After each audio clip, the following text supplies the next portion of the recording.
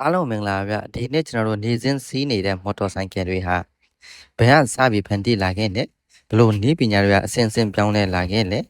ဒီဗီဒီယိုမှာပထမဆုံးမော်တော်ဆိုင်ကယ်ကနေယနေ့ကစ်စူပါဘိုက်အထိမော်တော်ဘိုက်ရဲ့တမိုင်းကိုစိတ်ဝင်စားဖွယ်ပြောပြသွားမှာဖြစ်ပါတယ်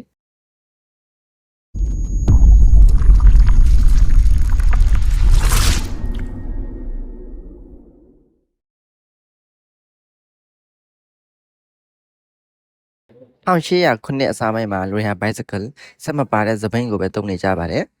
ခြေထောက်နဲ့သာလမ်းမောင်းရအမြန်နှုတ်နဲ့ခရီးရှည်သွားရခက်ဒါကြောင့်လူတွေဟာဆက်တလုံးတက်လိုက်ပိုမကောင်းဘူးလားဆိုတဲ့အတွေးလာကြပါတယ်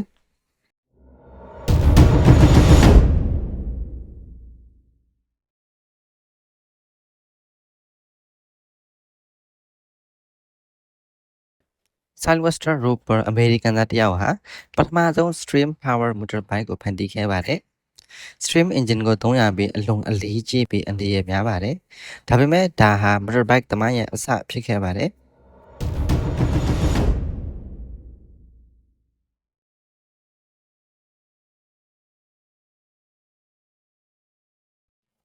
1885ခုနှစ်မှာပထမဆုံး Gottlieb Daimler and Wilhelm Maybank Germany တနည်းအောက်က Right Wagon လို့ခေါ်တဲ့ဆိုင်ကယ်ကိုဖန်တီးခဲ့တယ်။ဒီဆိုင်ကယ် petrol engine ကိုသုံးပြီးတစ်တာဘောင်းဖြစ်ပြီး speed နည်းပါတယ်။ဒီအချင်းအစပြီး motorcycle အစစ်အမှန်စတင်မွေးဖွားခဲ့တာပါ။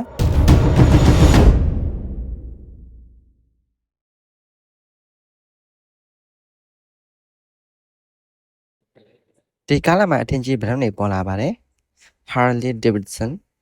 Indian Motorbike, Triumph ဒီဆိုင်ကယ်တွေကိုစစ်တပ်စာပုတ်ရက်တဖွဲ့တွေမှာအသုံးပြုခဲ့ပါတယ်။ Motorbike ဟာလူကြီးလူကောင်းရဲ့တဲ့ရုပ်ပို့ဆောင်ရေးဖြစ်လာခဲ့ပါတယ်။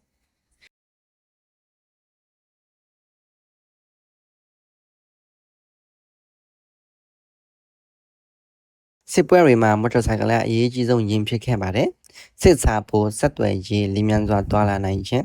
ဒီအချိန်မှာမော်တော်ဆိုင်ကယ်တွေပိုခိုင်မှပိုမြန်ပိုယုံကြည်ရာတက်ရောက်ခဲ့ပါတယ်။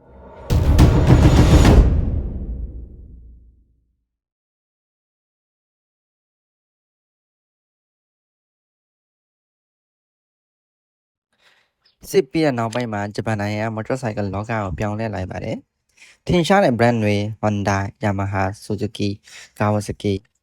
Honda လူတိုင်းစီးနိုင်တဲ့ဆိုင်ကယ်ဆိုပြီးဈေးချိုဆက်လက်ကောင်စီစားနဲ့ဖြစ်အောင်ထုတ်လုပ်ခဲ့ပါတယ်။ဒါကြောင့် motor cycle ဟာလူထုအသုံးပြုခြင်းဖြစ်လာခဲ့ပါတယ်။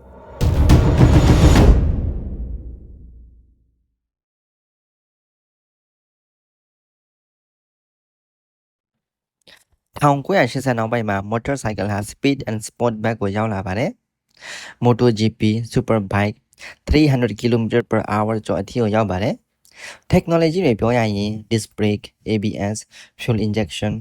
aerodynamic design motorbike ဟာအန်ဒီယန်ရှိတဲ့ယာဉ်တမကအနည်းပညာအမြင့်ဆုံးယာဉ်ဖြစ်လာပါတယ်။